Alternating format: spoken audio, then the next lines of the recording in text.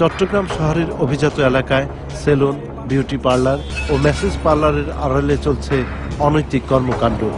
মোড়ের পাশেই MM টাওয়ারের নিচতলায় অবস্থিত স্টার সেলুন জেন্টস পার্লার।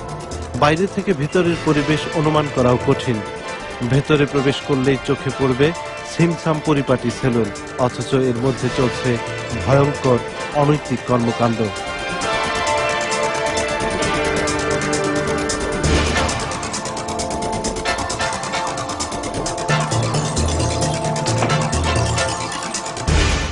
এখানে এত রকমের অপশন থাকতে, এত জব থাকতে আপনারা এখানে কি জব করেন একটু বলেন আমাদেরকে। আপনি তো জব করেন, তাহলে একটু বলেন আপনি কি জব করেন। আপনার বলতে তো অসুবিধা নেই আপনি কি জব করেন। আমি বলতে পারবো আমার মালিকের সাথে কথা বলতে।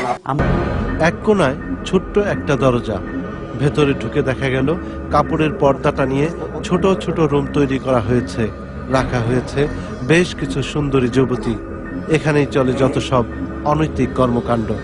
স্কুল কলেজের উঠতি বয়সের ছেলেরা সহ যুব সমাজের একটি বড় অংশ এদের খরিদ্দার।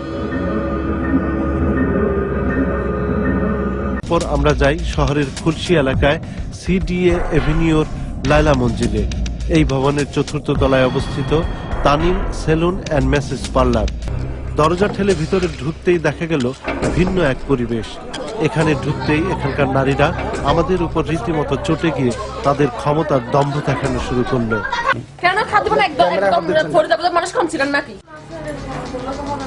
একজন খরিদ্দারকে পাওয়া গেল আপত্তিকর অবস্থায়। তার সাথে কথা বলতে চাইলে আমাদের ফাঁকি দিয়ে সটকে পড়ার চেষ্টা করলো সে।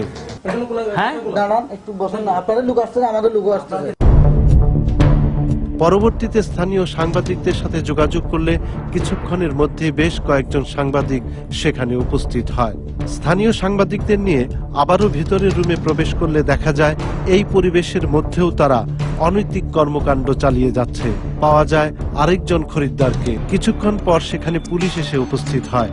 আমরা তাদের সাথে কথা বলি।